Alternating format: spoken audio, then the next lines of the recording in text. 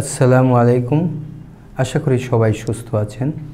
গর্ভকালে পুরো 10 মাস 10 দিন মায়ের পেটে ভ্রূণ বা ফিটাস বৃদ্ধি পায়। তার হাত পা, চোখ, কান, হৃৎপিণ্ড, ফুসফুস ও অন্যান্য অঙ্গ বিকশিত হয়। এই সময় ভ্রূণের জন্য ক্ষতিকর যে কোনো কিছুর থেকেই মাকে বিরত থাকতে হবে। তা না হলে ভ্রূণের মধ্যে যে ক্ষতি হয়ে যায় তা সারা জীবন পূরণ করা যাবে না। আমি ডক্টর আহমদ মর্তুজা চৌধুরী, শিশু বিশেষজ্ঞ হিসাবে 27 বছর যাবৎ কর্মরত আছি। ভ্রূণে কী কী জিনিসে ক্ষতি হয় তা অধিকাংশ মাই জানেন না।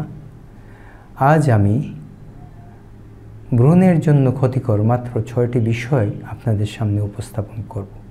1. প্রয়োজন না হলে এক্স-রে বা সিটি স্ক্যান করাবেন না।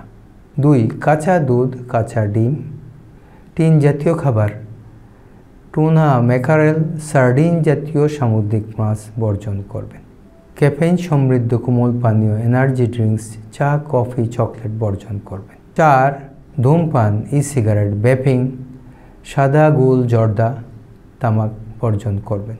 পরোক্ষ ধূমপান থেকে বিরত থাকবেন, ধূমপায়ী থেকে দূরে থাকবেন।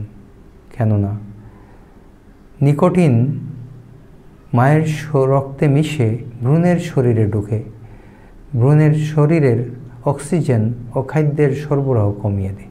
5. ফাস্ট ফুড গ্রহণ সীমিত করবেন। 6.